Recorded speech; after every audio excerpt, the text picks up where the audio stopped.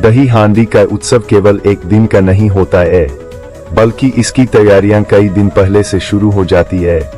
बाजारों में मटकी, रस्सी, सजावट की सामग्री, ढोल-ताशे और रंग बिरंगे कपड़ों की खरीदारी होती है। जगह टीमों की मीटिंग होती है, जिसमें यह तय किया जाता है कि इस साल मटकी कितनी ऊंची होगी और उसे फोड़ने के लिए कितने गोविंदाओं की टीम बनेगी। दही हांडी को फोड़ने में जुटी टीमों में शामिल लोगों को गोविंदा कहा जाता है। दही हांडी भारत के प्रमुख उत्सवों में से एक है, जो भगवान कृष्ण के जन्मदिन जन्माष्टमी के अवसर पर मनाया जाता है। जन्माष्टमी के अगले दिन भाद्रपद मास के कृष्ण पक्ष की नवमी तिथि को दही हांडी का आयोजन किया जाता है। इस उत्सव का मुख्य आकर्षण एक मिट्टी की हांडी होती है, जिसे ऊंचाई पर लटका दिया जाता है और जिसमें दही हांडी का पर्व भगवान कृष्ण के बाल्यकाल की लीलाओं से जुड़ा हुआ है और इसे मनाने का तरीका भी बहुत ही रोचक और रोमांचक है। आइए जानते हैं इस उत्सव का इतिहास। दही हांडी उत्सव का इतिहास प्राचीन काल से जुड़ा है। कहा जाता है कि भगवान कृष्ण बचपन में गोपियों के घरों से मक्खन और दही चुरा लेते थे। इसी परंपरा को जारी रखने के लिए दही हांडी उत्सव मनाया जाता है। दही हांडी का पर्व भगवान कृष्ण के बाल्यकाल की लीलाओं का प्रतीक है। पौराणिक कथाओं के अनुसार द्वापर युग में बालक कृष्ण अपने दोस्तों के साथ मिलकर माखन और दही चुराते थे और उसे बड़े चाव से खाते थे।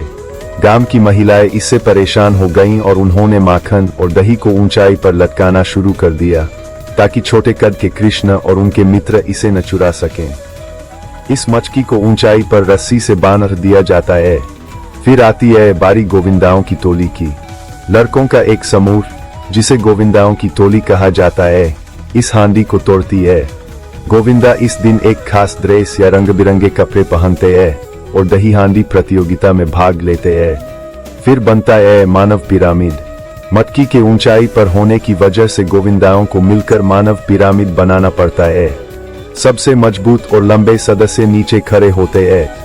फिर उनके ऊपर धीरे धीरे बाकी सदस्य चढ़ते जाते हैं। सबसे अंत में दही हांडी तोड़ना होता है।